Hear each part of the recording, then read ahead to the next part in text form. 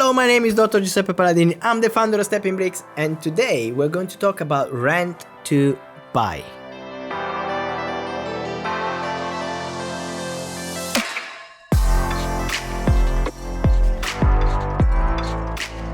Alright, rent to buy is a strategy. It's been there for ages. However, only a few years ago it started to become more popular in the property investment world. Now, rent to buy, it means that rather than a normal tenant, you put a tenant buyer in, which means your tenant will buy the property of you later down the line. Could be 5 years, 7 years, 10 years time, and they can pay the rent now, and they know for sure they're going to buy this property when the term ends, when the contract expires. That means they have a different mentality because it's their house since day one. So why would somebody rent rather than buying their own property? Well, various reasons, different reasons. One of them could be probably they cannot afford the deposit right now.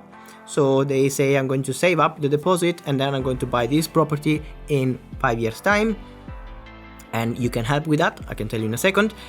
Or maybe they don't have a good credit score, so they cannot apply for mortgages, they cannot apply for credits or loans. So generally, if you have a CCJ, court county judgment, then you cannot apply for a mortgage because it's going to be flagged up.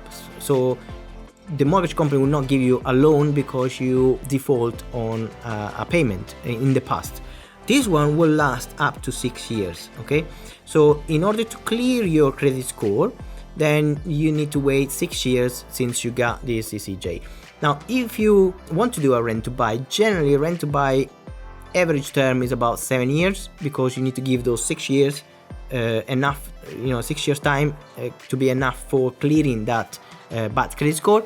And then on the 7 year, they can apply for the mortgage, they can buy the property from you, and they always lived in their dream home.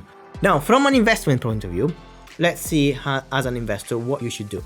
So you buy a property and then you want to rent it to a tenant, but you want to sell the property at some point. So your contract, which is a specific contract, please do not do a normal contract. It's a specific contract that we provide to our academy members, our 12 months mentorship program. You can do a lease of 7 years, let's say, and they will pay you the rent plus a top up. What is the top up? The top up is the additional money they're going to pay you every single month. They are going to constitute their deposit in 7 years time. How do you calculate that? I hope I didn't make too complicated for you, but how do you calculate that? So let's assume that your rent is £500 a month. Then the top up is calculated based on the value of the property in 7 years time. So the property today is valued at £100,000. Then you add a compound interest on the value of 4% per annum. So if this year is valued at £100,000, next year will be valued at 104, and the next year valued at 104 plus 4%, so it's compounding 4% until you reach the 7 year. So let's say your property is £100,000, then you add 4% compounding interest for every year they rent the property until they buy it. So in 7 years time, then you have a number, a figure, okay, which is about £131,000 more or less. So how do you calculate that? It's £100,000 plus 4% is 104, plus 4% compounding, plus 4, plus 4, plus 4, and that is after 7 years is about £131,000. So the property is valued today at £131,000, which is the value projected value in 7 years time. So you agree today that you're going to pay £131,000 in 7 years time, and the tenant then needs to calculate the deposit needed. So if they need only 10% of that deposit, that means the value is 131,000, so they need 13,100, okay, 10% of the total value of the property. That £13,100 is then divided by the numbers of months that you are running the contract. So what you do is divide by number of years, so 7, divide by 7, and then divide by 12. So you know exactly how much top up they need to pay you on top of the rent every single month.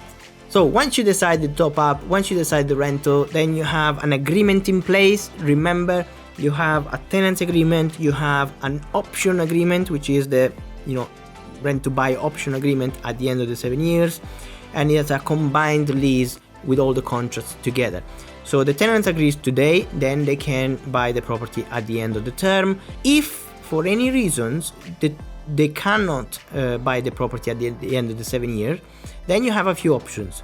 Number one, you can extend, for another 2 years, 5 years, 7 years, whatever it works for both of you. Number two is the tenant may decide they don't want to buy it anymore, they want to move to a different area, they got relocated, I don't know.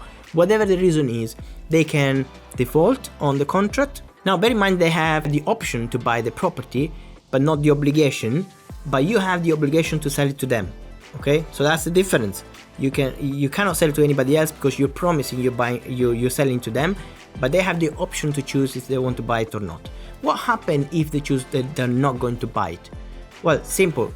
The top up is your insurance. So if they default on any monthly payment, if they trash the property, or if they don't buy the property at the end of the term, then you can keep the top up, which is 10% of the total value in 7 years time. So that's your kind of insurance on the property, and that's why it's important to have this contract in place, which is watertight. What is the advantage of renting it to a tenant buyer rather than a normal tenant? Well, the advantage is that first of all, you're helping people to get on the property ladder and to be in their dream home from day one. They have a different mentality, which means all the repairs and maintenance they are more likely to take care of, and also to take care of the property and not destroy it because it's their home. Why would they destroy their home? Okay. Not only that, some tenant buyers also want to redecorate the whole place, and we had a situation when they wanted to replace the full kitchen at their own expenses because it's their own taste and their own house.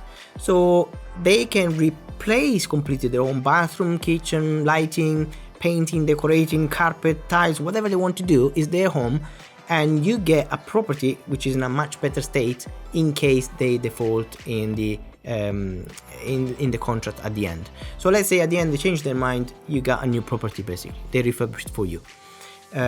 Or in some cases probably they didn't take care of the property. This can happen, but at least you have the top up which is going to pay for those repairs and maintenance. Remember, as a landlord, you're still a landlord. Remember, you still have your own obligations, legal obligations. Okay, you cannot just walk away and say, oh, it's a full repairing and insurance lease, FRI, like in commercial, and they have to do everything themselves. Kind of. You're still a landlord. Okay, so you still have obligations as a landlord. This is important to understand. The other advantage of that is that if you buy a property in an area that you're not interested in and is not suitable for buy to let, you can sell the property, but rather than selling it today when the market is not great, maybe you can sell it when the market recovers, and you're going to help as well the people renting the property off you, and then you both benefit because they can rent it at a value that's probably higher, but the price is fixed, and you can guarantee your uplift in value of 4% per annum. Questions? Now, what happens if the property is valued less than you valued at the beginning? This can happen. My question is, what happens if it's valued more? You have to accept it, because it could be that it's valued more, it could be it's valued less, but you agreed on the price today, which is going to be respected in 7 years time. So if for any reason they cannot get the mortgage because the value is too low or whatever, you can extend the rent to buy for another bit until the value matches what they want and what you want.